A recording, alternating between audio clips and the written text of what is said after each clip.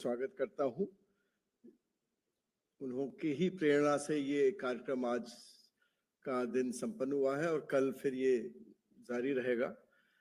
पिछली बार जब खरीफ अभियान की गोष्ठी हुई थी उसमें आपने ये कहा था कि जो भी अभी तक के जो गोष्ठियां होती रही हैं, कॉन्फ्रेंस होती रही हैं, वो एक मोनोलॉग की तरह हो जाती हैं जिसमें हम अपना प्रेजेंटेशन कुछ अधिकारी देते हैं आईसीआर के और विभाग के, और फिर कृषि मंत्रीगण अपनी बात कहते हैं और उसके बाद उसको समाप्त कर दिया जाता है कार्यक्रम को। लेकिन फील्ड से आए जो अधिकारी हैं, जो वरिष्ठ अधिकारी, प्रमुख सचिव, प्रमुख सचिव, सचिव आते हैं, विभाग अध्यक्ष आते हैं हॉर्टिकल्चर एग्रीकल्चर के, और साथ ही साथ जो अन्य भी जो फील्ड के लोग आते हैं, उनका परसेप्शन क्या है योजनाओं के बारे में, कैसे आगे बढ़ाएं, क्या दिक्कतें आएंगी कैंपेन्स में, उसके बारे में चर्चा नहीं हो पाती। तो उनका ही निर्देश था कि इसको 2 दिवसीय सम्मेलन किया जाए। पहले दिन केवल अधिकारियों का एक डिस्कशन होगा और उसके बाद अगले दिन जो अधिकारियों के डिस्कशन पे जो निचोड़ निकलेगा उसके बेसिस पे, उसके आधार पे हम अगले दिन प्रेजेंटेशंस करेंगे और फिर जो माननीय राज्य के कृषि मंत्री आएंगे वो अपनी बात भी रखेंगे, जो कि हो सकता है उससे थोड़ा अलग हो, क्योंकि वो खुद ग्रास रूट से निकल के आ रहे हैं, आप लोग ग्रास रूट लेवल पे इम्प्लीमेंट कर रहे हैं, और उसके आधार पे एक रणनीति बनेगी और फिर कृषि मंत्रीगण, हमारे राज्य जो केंद्रीय कृषि मंत्री, उसको आधार पे अपनी बात कहेंगे। तो उसी आधार पे 6 थीम्स हमने सर बनाई थी। पहली थीम थी क्लाइमेट रेजिलियंस, जिसमें natural farming, soil health and fertility और बैलेंस यूज ऑफ फर्टिलाइजर, ये बात हो रही थी। दूसरे में था जो क्वालिटी इनपुट्स, विशेष रूप से सीड, पेस्टिसाइड और फर्टिलाइजर, जिसमें और ट्रेसेबिलिटी की जो बात थी उस पर चर्चा थी। तीसरे ग्रुप में diversification of crops with special emphasis on pulses and oil seeds, इस पे चर्चा हुई। चौथे में डाइवर्सिफिकेशन इन हॉर्टिकल्चर, इस पे चर्चा हुई। और पांचवें ग्रुप में एक्सटेंशन सर्विसेज जो राज्यों की है और जो कृषि विज्ञान केंद्र का क्या बेहतर रोल हो सकता है उस पर चर्चा हुई। और छठा जो था वो इफेक्टिव कन्वर्जेंस ऑफ स्कीम्स पे था, और कन्वर्जेंस में भी हमारा फोकस था कि रेन फेड एरिया डेवलपमेंट और इंटीग्रेटेड फार्मिंग को कैसे हम, क्योंकि इंटीग्रेटेड फार्मिंग बिना कन्वर्जेंस के हो ही नहीं सकती, तो उस पर चर्चा हुई थी। और सर मैं बताना चाहूंगा, हम लोगों ने 2 बजे कार्यक्रम शुरू किया था, आधे घंटे में हम लोग ने अपनी बात बता के कि क्या इसकी उपयोगिता है, फिर हम लोग सब लोग चले गए थे ग्रुप्स में, हम और मैं स्वयं और जो हमारे सचिव डेर हैं वो अलग अलग ग्रुप्स में समय समय पर गए। और ये स्थिति थी कि पूरा मनोयोग से शायद ही कोई अधिकारी रहा होगा जो शायद उठ के कुछ और काम से कहीं गया हो या वापस आया हो, वो पूरे समय बैठे रहे। हमारे अधिकार जो प्रेजेंटेशन हुए 1-to-1 डिस्कशन हुआ, और कई लोगों का तो ये भी कहना था कि थोड़ा कम समय मिला, अगर आधा पौन घंटा और मिल जाता तो शायद और चर्चा हो जाती। तो सर ये आप हमें अपनी तरफ से तो ये फीडबैक मिला, और साथ ही साथ जो डिस्कशन हुआ उसमें हर क्षेत्र के राज्यों का काफी बड़ा जो है उसमें इनपुट्स मिले। नॉर्थ ईस्ट के स्टेट्स थे उनका भी हमको, पूर्वोत्तर के राज्यों का भी मिला, पूर्वांचल के राज्यों का मिला, दक्षिण के राज्यों से भी हमको इनपुट्स मिले, नॉर्थ के तो थे ही और प्लस वेस्ट के, तो सारे पूरे देश का एक हमको प्रतिनिधित्व मिला और बड़े अच्छे सजेशंस रबी अभियान को आगे बढ़ाने के लिए, और साथ ही साथ भविष्य की योजनाओं को क्या बेहतर किया जाए उसके बारे में हमको मिला है। और निश्चित रूप से सर मैं कह सकता हूं कि ये मॉडल कम से कम आज का स्थिति अगर देखी जाए, पार्टिसिपेशन देखा जाए, तो वो बहुत एक कारगर सिद्ध हुआ है, बेहतर, एक पिछले बार से बेहतर हुआ है।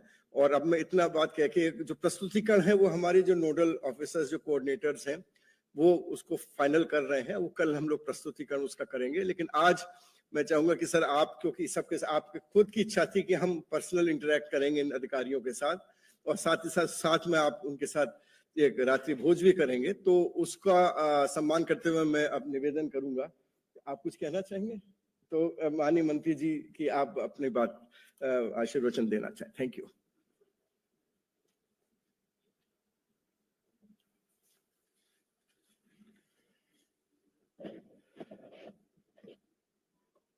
देवेश जी, ML जाट जी,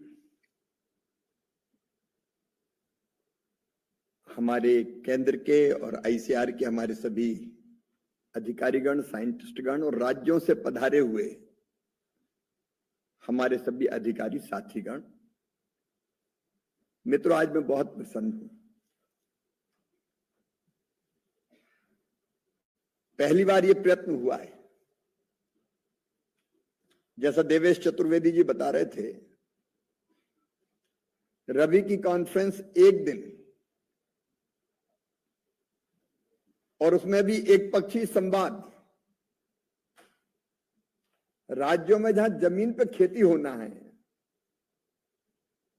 उन राज्यों की कभी सुनता ही नहीं था, चर्चा नहीं होती थी। और इसलिए हमारे मन में यह विचार आया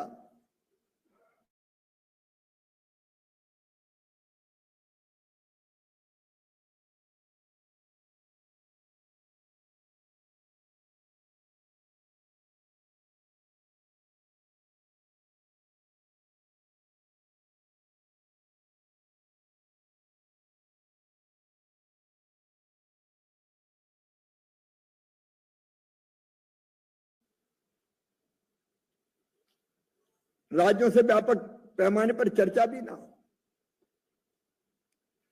और इसलिए तय किया कि रवि कॉन्फ्रेंस एक दिन की नहीं होगी, 2 दिन की होगी।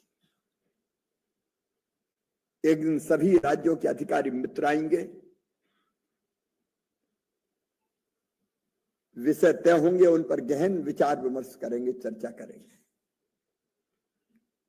और दूसरे दिन उन विषयों का प्रस्तुतिकरण होगा और फिर कृषि मंत्री राज्यों के अपनी बात कहेंगे और हम रबी की फसल की कार्य योजना बनाएंगे। अब बताइए, जिस कार्य योजना पर भविष्य निर्भर करता हो, भूखों को भोजन देने का, अन्न के भंडार भरने का, क्या हम उस पर इतनी भी चर्चा ना करें? मुझे बहुत खुशी है सचमुच में, और खुशी इस बात की कि मुझे जो कृषि सचिव ने और सचिव डेयर ने जो मुझे ब्रीफ किया कि आपने सतही चिंतन नहीं किया है, आप विषयों की गहराई में गए, टाइम कम पड़ रहा है ये शिकायत की, और कई ग्रुप्स ने तो चाय का ब्रेक भी छोड़ दिया कि नहीं, हम तो चर्चा करेंगे, चाय बाद में देखी जाएगी। ये सही अर्थों में देश की खेती पर गंभीरता से चिंतन है। आपकी गंभीरता के लिए मैं आपको हृदय से बधाई देता हूं, आपका अभिनंदन करता हूं। बधाई कोरी कोरी नहीं है, भोजन का भी इंतजाम किया है मैंने,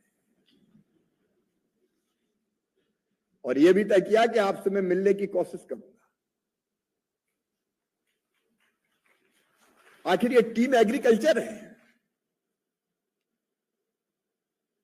देश को भोजन, फल, सब्जी, खाद्यान्न देने की जिम्मेदारी जिन पर है, और टीम एग्रीकल्चर केवल केंद्र की नहीं हो सकती भाई। इसलिए मित्रों, सब तरह के मतभेद भूल गए, हम केवल एक ही संकल्प करें, देश में खाद्यान्न हो, फल, सब्जी, दलहन, तिलहन, कमी नहीं रहने देंगे। हम अपने देश के लिए तो पैदा करेंगे ही, कल हिंदुस्तान, भारत, इंडिया दुनिया का फूड बास्केट बन के दिखाएगा। और पिछले वर्षों में काफी कम हुआ है, ऐसा नहीं कि नहीं हुआ है, ग्रोथ है। ओवरऑल जो हमारी ग्रोथ थी 7.8% ओवरऑल देश की ग्रोथ, और उसमें एग्रीकल्चर की ग्रोथ थी 3.7%। 1% भी हो तो लोग पर्याप्त मानते हैं, लेकिन आपने चमत्कार किया, 3.7%। मैं आपको हृदय से बधाई देता हूं, किसानों को प्रणाम करता हूं। मैं इसके डिटेल में नहीं जा रहा, लेकिन यह इसलिए हुआ कि हमारे वैज्ञानिकों ने रिसर्च की शोध किया, हमारे किसानों ने जमीन पर पसीना बहाया, और राज्य सरकार के एग्रीकल्चर के अमले ने, डिपार्टमेंट ने केंद्र के साथ मिलके नीतियों को बेहतर ढंग से क्रियान्वित करने का काम किया। इसलिए ग्रोथ रेट के मामले में भारत है दुनिया में नंबर 1 एग्रीकल्चर ग्रोथ रेट के मामले में। लेकिन हमको केवल यही नहीं रुकना है। मैं जुनूनी कार्यकर्ता हूं, मुझे चैन नहीं पड़ती कि और बेहतर कैसे, और अच्छा कैसे। बहुत काम बाकी है अभी। कल हम विस्तार से चर्चा करेंगे, लेकिन कुछ चीजें प्रारंभिक मुझे लगती है। और मैं कह रहा हूं तो जब एग्रीकल्चर टीम की बात करता हूं तो आप भी टीम के सदस्य हैं और मैं भी उसी टीम का सदस्य हूं। मैं और आप एक हैं, राज्य और केंद्र एक है। सारी संकीर्णताएं छोड़ दें, देश के लिए मिलके एक साथ खड़े हैं। हम अपने देश के लिए काम करेंगे, अपनी जनता के लिए काम करेंगे। लेकिन कुछ चीजें प्रारंभिक है जिन पर हमको ध्यान देने की जरूरत है, और वो आप दे सकते हैं, राज्य बेहतर ढंग से दे सकते हैं। विकसित कृषि संकल्प अभियान जो हमने किया था खरीफ में, वो हमारे लिए प्रकाश स्तंभ की तरह काम कर रहा है। कुछ चीजें देश भर से आई थी, उसमें एक चीज आई थी नकली पेस्टिसाइड, अमानक बीज, नकली खाद। अब उत्पादन बढ़ाना तो ये बुनियादी शर्त है। बेहतर बीज चाहिए, बीज कोई कहीं से टिपा ना दे। बीज आ कहां से रहा उसका सोर्स पता, ट्रेसेबिलिटी चाहिए। क्योंकि पिछली बार भी खरीफ में यह हुआ कि कई कई किसानों को घटिया बीज मिल गया। बीज ही सही नहीं है तो बाकी काम कुछ हो ही नहीं सकता। प्लानिंग के प्रारंभ में ही उत्तम प्रकार के बीज, उसकी व्यवस्था, खाद पहुंचे और समय पर पहुंचे। खाद की उपलब्धता एक विषय है, लेकिन खाद का वितरण दूसरा विषय है। कल हम खाद पे भी चर्चा करेंगे। अब यहां बात करो तो पर्याप्त खाद है, राज्य भी कहता है पर्याप्त खाद है। पर्याप्त खाद है तो फिर पर्याप्त ढंग से किसानों तक पहुंचता क्यों नहीं है? वितरण की व्यवस्था में कहां खामी है? ऐसा तो नहीं कुछ को कम मिल रहा हो, कुछ को ज्यादा मिल रहा हो।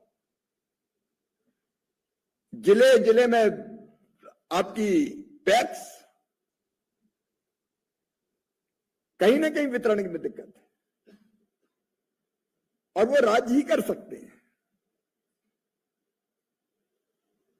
और वो करना जरूरी है। क्योंकि अगर लेट हो गए खाद में भी तो उत्पादन पर विपरीत असर पड़ता है। लोग मिलकर करेंगे इस चुनौती को भी, इस चुनौती का भी, इस समस्या का भी समाधान ढूंढेंगे। पेस्टिसाइड, मुझे सभी राज्य के मित्रों को यह बताते हुए प्रसन्नता है कि जैव उत्तेजक के नाम पे, बायोस्टिमुलेंट, पता नहीं कितनी दवाइयां बन रही थी, उनका साइंटिफिक आधार पता ही नहीं था, और लोग बेचे जा रहे हैं। हमने उसका प्रोटोकॉल तय किया और यह तय किया कि आईसीआर के संस्थान, एग्रीकल्चर यूनिवर्सिटी, कम से कम 3 जगह उसका असर देखेंगे वैज्ञानिक दृष्टिकोण से कि उसका फायदा है कि नहीं है। और जो उस कसौटी पर खरा उतरेगा केवल वही वैधानिक रूप से बेचा जा सकेगा, बाकी के खिलाफ कठोरतम कार्रवाई की जाएगी। कुछ भी बिक रहा है, बेचारा किसान भोला भाला डीएपी लेने आया, बोले 2 बोतल ये भी लेके जाओ। टैगिंग, काय के लिए टैगिंग? क्या ये दादागिरी होनी चाहिए? ये दादागिरी होने देना चाहिए? कोई टैगिंग नहीं होगी, ये अवैधानिक है, और टैगिंग करने का कोई काम करे तो उसके खिलाफ सख्त कार्रवाई होनी चाहिए। किसान को कैसे बाध्य कर सकते थे कि ये खरीद नहीं है? और नकली के खिलाफ अभियान चलाना 3 महीना निरंतर। हमारे पास कानून है, प्रावधान है, उसके प्रभावी उपयोग की जरूरत है, क्योंकि ये किसी भी फसल के लिए, खरीफ की हो चाहे रबी की हो, प्राइमरी शर्त है। अच्छा बीज, अच्छा खाद, अच्छी दवाइयां, पेस्टिसाइड्स। मुझे लगता है कि राज्य इसकी तरफ ध्यान देंगे। मैं तो सॉइल हेल्थ कार्ड का कोई उपयोग नहीं करता,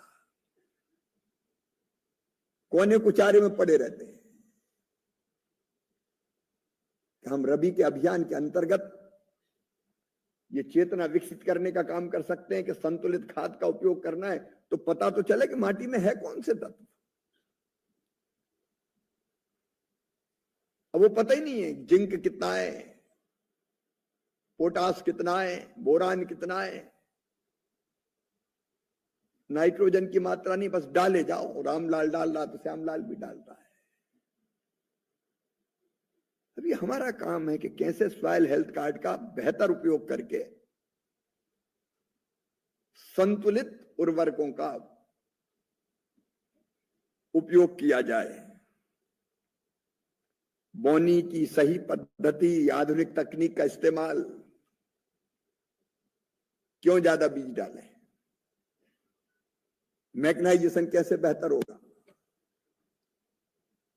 मैं आपको एक और निवेदन करना चाहता हूं। यहां से मैकेनाइजेशन की योजना है, ड्रिप स्प्रिंकलर के लिए भी प्रावधान है, पॉली हाउस, ग्रीन हाउस के लिए भी प्रावधान है। मैं एक जिले का आपको हाल बता रहा हूं। मैंने अपनी जानकारी के लिए, छोटी छोटी हम मशीनें देते हैं उनको, किसानों को, तो मैंने एक जिले की सूची मंगाई। सूची मंगाने में ही मुझे पसीना आ गया जिले से, क्योंकि जिले के भाई लोग सूची देने को तैयार नहीं थे। ढूंढ रहे हैं, दे रहे हैं। अरे हमने कहा तुमने पैसा दिए हैं, सीधे सब्सिडी दी है, सब्सिडी पे दिए। और उसके बाद मैंने एक टीम बिठाई कि फोन करके इस किसान से, और पहले भेजी बिना पते की, केवल नाम रामलाल श्यामलाल वही भेज दिए। अरे हमका गांव का नाम भेजो, जिले का नाम भेजो, फोन नंबर भेजो। अब जब वो फोन नंबर आए तो 700 फोन मैंने करवाए। 700 फोन में से लगभग 150 फोन लगे नहीं, नंबर गलत निकले। 550 फोन लगे। उनमें से 158 लोगों ने कहा कि हमें तो कुछ मिला ही नहीं, और उनके नाम पे सब्सिडी चली गई। मैं ये इसलिए ध्यान दिला रहा हूं कि हम लोग सोचते हैं कि चलो यहां से पैसा भेज दिया, संतुष्ट हो गए। RKBY के अंतर्गत इतना और कृषि उन्नति के अंतर्गत इतना, तो दिल्ली वाले भी अपने कर्तव्यों की इति समझ लेते हैं, पूरा हो गया। और राज्य वाले भी धन्नू पन्ना कल्ला लल्लू मन्ना जुम्मन, मिल गया, खत्म बात। वेरीफाई नहीं होता ढंग से। किसान कॉल सेंटर पर कई तरह की शिकायतें आती, कल मैं बात करूंगा उस पर। तो हमको इन चीजों का अगर हम ध्यान नहीं देंगे, और ये राज्य ही ध्यान दे सकता है, मुझे लगता है कि इन पर ध्यान देने की जरूरत है।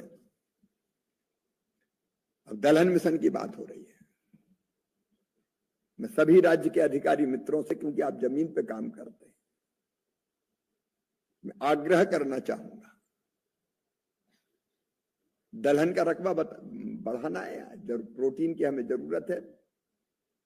बड़ा हिस्सा शाकाहारी है जो दालों से ही प्रोटीन प्राप्त करता है। हम आयात कर रहे हैं,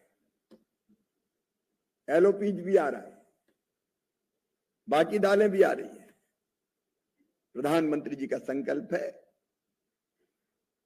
आत्मनिर्भरता प्राप्त करना, सेल्फ सफिशिएंट हम कैसे हो, उसके लिए ठोस रणनीति आपने आज बनाई होगी। बेलाग बेबाक ये रणनीति हो सकती है, करना पड़ेगा। और नहीं तो हम कहते रहेंगे दलहन मिशन। एरिया बढ़ेगा नहीं। अभी भी मैं चिंतित हूं, खरीफ की फसलों में भी कोई दलहन का इलाका कम हो गया है। कर्नाटक में अरहर कम हो गई है। अलग अलग राज्यों की स्थिति, लेकिन उसके लिए करना क्या पड़ेगा? एक बात आप ये भी सोचें, किसान भी आर्थिक पक्ष सोचता है। अगर धान और गेहूं में ज्यादा पैसा मिलेगा तो दाल क्यों बोएगा वो?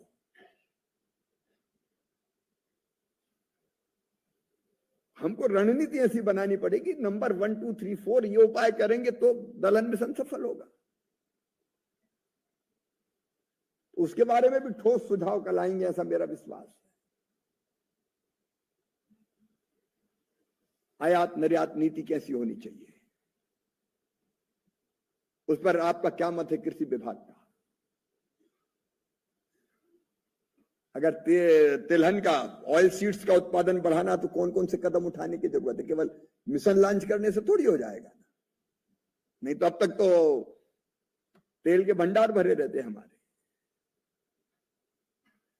इसलिए दलहन मिशन हो, तिलहन मिशन हो। 100 जिले कम उत्पादकता वाले, अभी आपको पता, आपने जो भेजे हैं मेरिट के आधार पर तय हो रहे हैं, लेकिन उस 100 जिलों में कन्वर्जेंस से हम उत्पादन कैसे बढ़ाएं, उसकी ठोस रणनीति आपको बनानी पड़ेगी। कुछ जिले पीछे क्यों रहे? प्राकृतिक खेती का मिशन हमारा। अब प्राकृतिक खेती जब तक वैज्ञानिक दृष्टिकोण से नहीं की जाएगी तब तक कोई ऐसा थोड़ी कि हमने मिशन लॉन्च किया और लोगों ने प्राकृतिक खेती शुरू कर दी। उसकी तैयारी, बीजामृत, घनजीवामृत, बायो रिसोर्स सेंटर, कई तरह की तैयारी उसके लिए करनी पड़ेगी। अब इसके लिए हमको नीचे जमीन पे एक्सटेंशन का जो अमला है हमारा, विकसित कृषि संकल्प अभियान में जो खरीफ में काम किया, वो अद्भुत हमको संदेश देके गया है। जमीन पे अगर हम जाते हैं तो किसान ध्यान से सुनता है, और किसान, वैज्ञानिक और एग्रीकल्चर का जो हमारा एक्सटेंशन का जो अमला है वो एक हो जाए तो तस्वीर पूरी तरह बदली जा सकती है।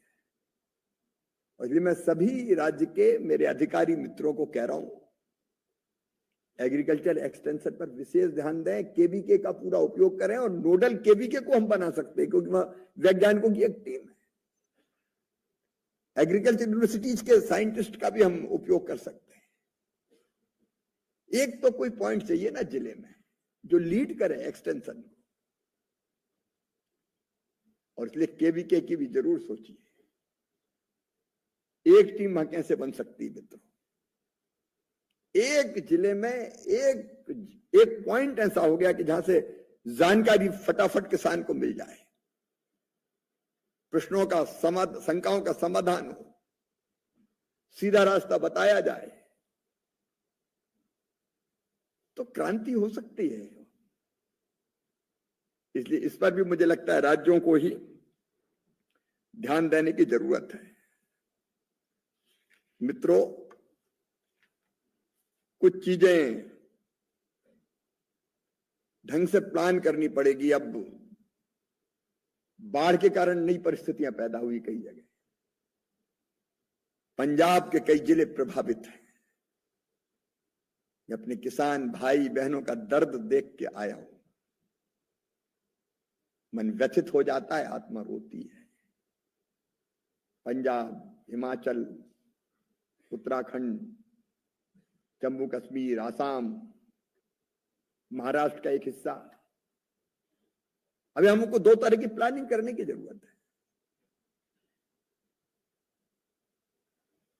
नंबर 1, जहां फसल बीमा योजना है वहां फसल बीमा योजना का सही लाभ कैसे मिले।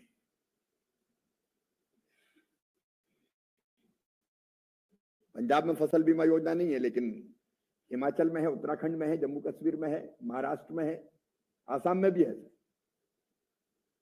क्रॉप कटिंग एक्सपेरिमेंट से लेके बाकी चीजें हृदय में संवेदना लिए हमको करनी चाहिए ताकि किसानों की भरपाई हो जाए नुकसान की। मैं खुद भी यहां फसल बीमा योजना पर ध्यान दूंगा और मेरी कोशिश होगी कि एक एक बार ज्यादा नुकसान हुआ किसानों के बीच में भी होके आ जाऊं। लेकिन जमीनी तैयारी आपको करनी पड़ेगी। एक, फसल बीमा योजना का लाभ, और नंबर 2, वहां अर्ली स्वेइंग हो सकती है, क्या फसल डूब गई, पूरी तरह नष्ट हो गई। हार्टिकल्चर की अलग स्थिति है, लेकिन मैं धान मक्का जैसी फसलों की बात या बाकी फसल जो थी उसकी बात कर रहा हूं, ये पानी में डूब कर पूरी तरह नष्ट हो गई। अगर अर्ली स्वेइंग की जरूरत हो तो बीज की उपलब्धता, कौन सी फसल, उसके बारे में हमको किसानों को गाइड भी करना पड़ेगा या उनकी सुन के उनको साथ देना पड़ेगा। इसकी रणनीति भी बनाइए। आई फसल अगर बर्बाद होती है तो उस किसान के दर्द को आप समझ के देखिए। बीज, खाद, पेस्टिसाइड, क्या क्या डाला उसने। उसके बाद आने वाली फसल चली गई। मैं पंजाब की धान में बाली भी देख के आया हूं, 1 महीने के बाद तो कटे ही जाती हो, लेकिन अब उसके ऊपर रेत जम गई। फसल बर्बाद होती तो केवल फसल बर्बाद नहीं होती, किसान की जिंदगी बर्बाद होती है, उसके बच्चों का भविष्य बर्बाद होता है। इस दर्द को हम महसूस करें मित्रों, और महसूस करके हम कैसे मदद कर सकते हैं अपने अपने राज्यों के किसानों की, उसकी पूरी तन्मयता के साथ हम प्रयास करें। अगला फसल बीमा भी ठीक से हो जाए, क्योंकि मेरा अपना अनुभव है कि अगर ये होता है तो काफी हद तक भरपाई हो जाती है। इसलिए रबी की फसल के लिए भी अभियान चले। अभी मौसम का कोई ठिकाना नहीं है, सितंबर भी घनघोर बरस रहा है, नई बीमारियों की संभावना है। सोयाबीन में कई जगह येलो मोजिक आ गया है, धान में भी माहू लगने की शिकायतें आ रही है। बीमारियों पर कड़ी नजर रखें ताकि समय रहते उनका निदान हम कर सके और फसल बचाई जा सके। विकसित कृषि संकल्प अभियान फिर हम प्रारंभ करने वाले, हम मतलब मैं और आप, केंद्र और राज्य मिलकर। आप सहमत है ना? सबसे पूछा हूं, सहमत है ना? क्योंकि जब हम जाते हैं किसानों के बीच, वैज्ञानिक जाए, एग्रीकल्चर एक्सटेंशन का अमला जाए, प्रगतिशील किसान जाए, तो चीजें निकल के आती है। अब पिछले विकसित कृषि संकल्प अभियान में 500 चीजें निकल के सामने आई जिस पर नए ढंग से रिसर्च की, शोध की जरूरत है। और हमने तय किया है कि अब रिसर्च और शोध होगा तो किसानों की समस्याओं को समाधान के लिए होगा, केवल पेपर प्रकाशित करने के लिए रिसर्च नहीं होगा। जो जरूरत उस पर रिसर्च करो, और किसान जो इनोवेशन कर रहा है उसको भी उसकी जानकारी मिलती, उसको और परफेक्ट करो साइंटिफिक तरीके से। तो विकसित कृषि संकल्प अभियान की भी कल राजवीर जी पूरी रूपरेखा रखने वाले हैं, शायद कल आप लोग रखेंगे। तो वो उसको मुझे लगता है कि लैब टू लैंड जोड़नी चाहिए, और जोड़ने का काम एग्रीकल्चर डिपार्टमेंट को ही करना चाहिए, आपके एक्सटेंशन के अमले को करना चाहिए, ताकि पूरा लाभ हमारे किसान को मिल सके। अभी जो जीएसटी की दरें कम हुई है, 18% से लेके मशीनों पे तो 5% हो गई है, वो किसान के लिए सौगात भी है, वरदान भी है। लेकिन रियल टाइम में किसानों को लाभ मिल जाए उसका। अब यहां भी मैं कंपनियों को बुला रहा हूं, किस ट्रैक्टर पे कितने पैसे कम, किस मशीन पे कितने पैसे कम, वो लाभ रियल टाइम में जनता को मिल जाए, इसकी कोशिश भी राज्यों को करनी पड़ेगी। मैं यहां भी कह रहा हूं कि हमको भी मीडिया, सोशल मीडिया, पैम्फलेट, कृषि विज्ञान केंद्र, जितने तरीके से किस चीज पर कितने रेट कम हुए, नहीं तो किसान को उसका फायदा ही नहीं मिले तो अर्थ क्या है। और एक बात का हम सबको संतोष है मित्रों, आज का भारत आंखों में आंख डाल के दुनिया से बात करता है। राष्ट्र प्रथम, हमारे राष्ट्रीय हित पहले, प्रधानमंत्री ने कह दिया। किसानों के हित सुरक्षित रहेंगे, पशुपालक हो, मछुआरे हो, उनके हितों से कोई समझौता नहीं होगा। दुनिया हमें दबा नहीं सकती। कल का हिंदुस्तान जमाना देखेगा। वैसा हिंदुस्तान बन रहा है पीएम साहब के नेतृत्व में। मैं उनको धन्यवाद भी देता हूं। आज आप काफी समय से बैठे हैं, इसलिए और लंबी बात नहीं करूंगा, लेकिन मेरे मन के भाव को समझने की कोशिश करना। अगर मेरी आंखों में ढंग से देखोगे तो दिल की तड़फ आपको अपने आप सुनाई देगी। हम लोग साधारण लोग नहीं हैं, हम लोग कृषि मतलब आधी आबादी का भाग्य और भविष्य बनाने वाले हैं। हमें सौभाग्य मिला है कि हम भारत के कृषि के परिदृश्य को बदलें। इसलिए ऊपर ऊपर काम नहीं करेंगे, जमीन पे नीचे पूरी प्रामाणिकता से, पूरी मेहनत से, पूरी ईमानदारी से किसानों की टीम के रूप में हम साथ काम करेंगे। इंटीग्रेटेड फार्मिंग मेरा सपना है। अकेली खेती नहीं, खेती के साथ कौन कौन सी चीजें जोड़ें। कृषि के साथ पशुपालन, बकरी पालन, मछली पालन, मधुमक्खी पालन, कृषि वानिकी, उसके साथ साथ पूरी वैल्यू एडिशन की चैन, संपूर्ण विचार करेंगे अपन। दलहन मिशन आ रहा है तो दाल मिले वहीं क्यों नहीं खुलनी चाहिए। तिलहन मिशन आ रहा है तो ऑयल मिल भाई क्यों नहीं होनी चाहिए। वैल्यू एडिशन कैसे करें, कई चीजों पर काम करना है। तो पूरी ताकत से मित्रों हम सब मिलकर काम करेंगे और मुझे पूरा विश्वास है कोई सरकार हो राज्य में, हमें किसान और खेती से मतलब है कैसे उनकी बेहतरी के लिए काम करें। हम जी जान लगा के काम करेंगे। प्रधानमंत्री जी की मंशा भी ऐसी है और आपका भी भरपूर सहयोग मिले, इसी में अपने जीवन की धन्यता भी है। और मैं फिर कहता हूं, आज आपने विचार विमर्श का जो स्तर दिखाया है, जो मुझे ब्रीफ किया गया, उससे मैं बहुत प्रसन्न हूं। इसका मतलब यह है कि अगर ठीक ढंग से प्लानिंग की जाए और दिशा दी जाए तो आप जी जान से काम करने में के लिए तैयार हो, अपने आप को झोंक के काम करने के लिए आप तैयार हो। उसी भाव से इस रवि की कॉन्फ्रेंस को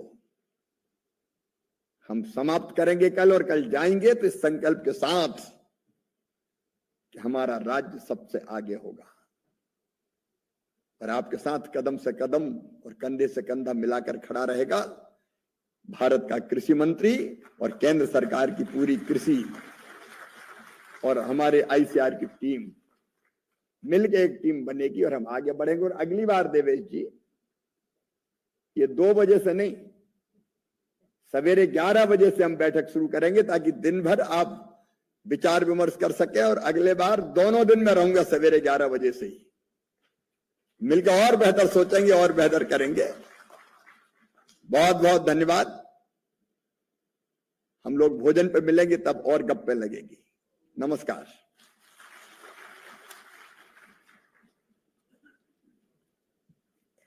धन्यवाद आदरणीय मंत्री जी। आपकी बातों में मिट्टी की खुशबू है और आपने विषय वस्तु का इतना सुंदर व सरस शब्दों में संज्ञान लिया, इसके लिए आपका बहुत बहुत आभार। इसी के साथ हम इस शाम के सत्र का यहीं पर समापन करते हैं। आइए, आप सभी भोजन के लिए आमंत्रित हैं। भोजन नीचे हॉल में परोसा जा रहा है। आप सभी से निवेदन है कि भोजन के लिए प्रस्थान करें। और जैसा कि आदरणीय मंत्री जी ने कहा कि भोजन के साथ कुछ